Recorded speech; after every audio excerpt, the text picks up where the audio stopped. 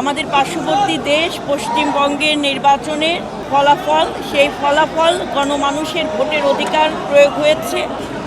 মহান সৃষ্টিকর্তার কৃপায় আজকে আমরা এই সম্মানিত হয়েছি। শহীদ প্রেসিডেন্ট জিয়াউর রহমান, মহান স্বাধীনতার ঘোষক এবং গণতন্ত্রের মা দেশনেত্রী বেগম খালেদা জিয়ার প্রতি শ্রদ্ধা নিবেদন করতে আমাদের এখানে আসা, এবং আমরা অন্তরের অন্তরস্থল থেকে আমরা শ্রদ্ধা নিবেদন করছি যেন তাদের দেখানো পথ এবং আদর্শকে ধারণ করে, দেশপ্রেমকে ধারণ করে আমরা যেন আমাদের দায়িত্ব পালন করতে পারি। আমি কৃতজ্ঞতা জ্ঞাপন করছি মাননীয় প্রধানমন্ত্রীর কাছে। তিনি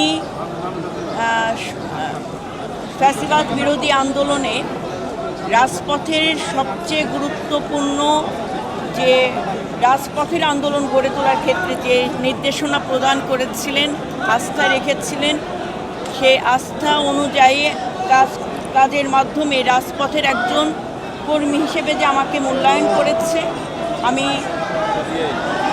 মাননীয় প্রধানমন্ত্রী সহ বিএনপির স্ট্যান্ডিং কমিটি সম্মানিত সকল নেতৃবৃন্দর কাছে কৃতজ্ঞতা জ্ঞাপন করছি, যে আস্থা এবং ভরসা রেখে আমাদেরকে এই গুরু দায়িত্ব দিয়েছে।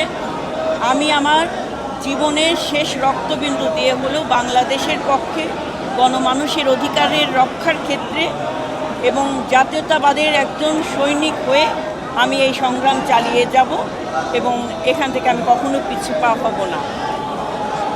গতকাল আমাদের পার্শ্ববর্তী দেশ পশ্চিমবঙ্গের নির্বাচনের ফলাফল, সেই ফলাফল গণমানুষের ভোটের অধিকার প্রয়োগ হয়েছে।